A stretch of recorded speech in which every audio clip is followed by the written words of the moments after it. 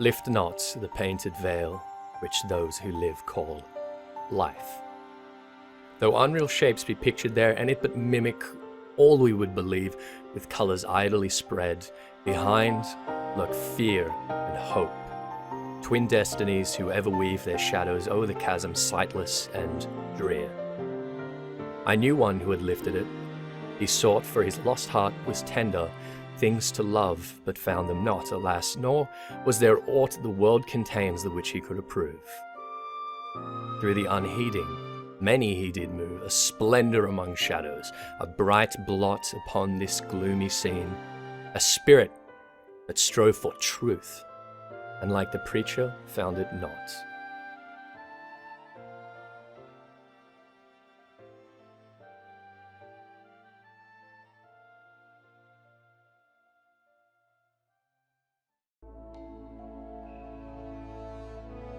Hello everyone, and welcome to the Armoire. Today we're going to be diving into something I've been taking as a personal challenge, the Veil of Wiyu.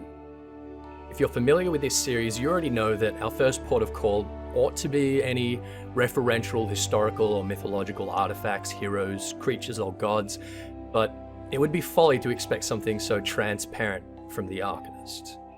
Both the Summoner and Scholar are Eorzean pillars of privileged knowledge gained through academic analysis and abstraction, and their relics are appropriately dense and elusive. Given that this video will require us to build bridges that might not seem immediately sound and stable, I'll thank you for your patience, and I hope I can inspire some people to supplement or challenge my ideas. Firstly, I want to establish something that has been perplexing so many of the people that have asked me to make this video. That is the personage of Wiyu.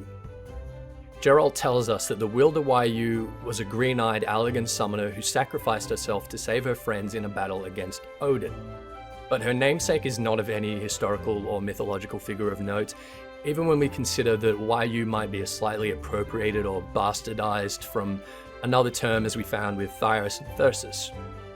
If anyone has gone searching and found this guy, I want to make it perfectly clear that unlike some of the other characters from Assassin's Creed franchise, Wiyu is entirely fictional, and if you have thought that he was the real assassin of Qingshi Huangdi since Assassin's Creed 2, shame on you.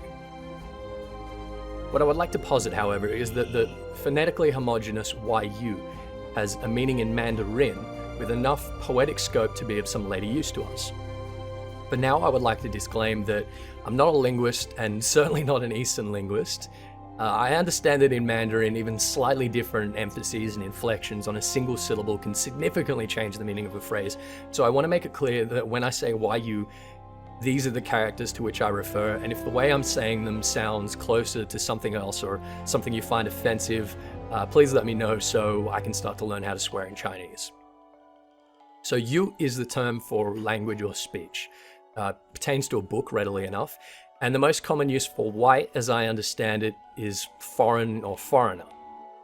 In context, we might take the name Wiyu in Eorzea as a generic placeholder for an Allegan, ancient and culturally foreign race as it is, and the book holding this title implies that it contains the language and ideas of these foreign people. I think that this would be a fair analysis in itself, but I'd like to offer an alternative.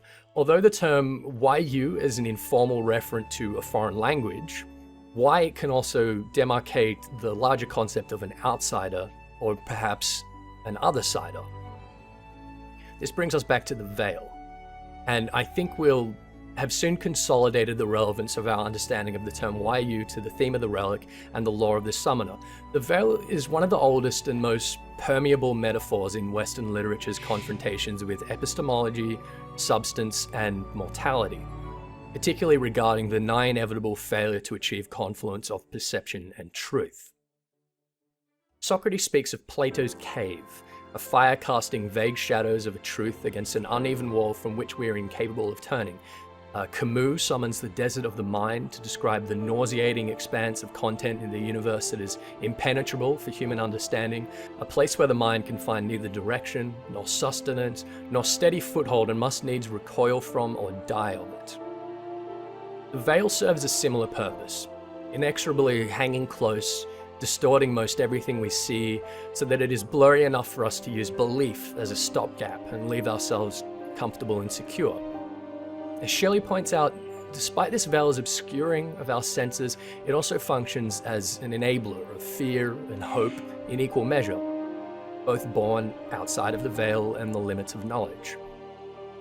The veil is used at the same time to describe a kind of metaphysical membrane between dimensions, between phenomena and noumena, or between life and death. To move beyond the veil is a common metaphor for death in both classical and contemporary literature. I think we can easily imagine a veil between Hydaelyn and the void, one which is constituent of the protospace through which the ether breathes and flows.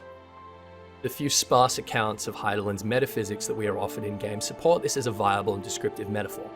For an Eorzean to have knowledge of the veil then might be for them to understand the workings of the void, or of the substance and movement of the ether veil, which allows them to manipulate it. This understanding is quite different from the way that, say, a thaumaturge or conjurer would intuitively feel the flow of ether. It is a formal, analytic account which allows the arcanist to predict and channel ether in a very different, far more detached, measured, and deliberate way. Think of the lack of RNG in the summoner's offensive capabilities compared to that of the Black Mage, and you might understand what I mean on this point. So we can imagine each weapon of the Arcanist to be a volume concerned with practical metaphysics, probably an oxymoron in our world, accounts by fellow Arcanists of old regarding the methods for manipulating ether. The weapons of the summoner are particularly to be concerned with how particular aspects and signatures of ether might be concentrated into a physical or semi-intelligent form. However, we all know that one does not have to absolutely understand the workings of a phenomenon in order to catalyze or predict it with reasonable accuracy, and although each of these books are certainly instructive, it's unlikely that many or any of them contain a primo autem principium, a position of truth upon which all else can be built and from which all else can be derived. Given that the realm of our experience in Eorzea is, like most imagined worlds, one of illusion and imprecision, it is only beyond the veil, or perhaps within the veil, that such a principle can be found. The Veil of Wiyu, then, is not merely a compilation of elegant thoughts and methods.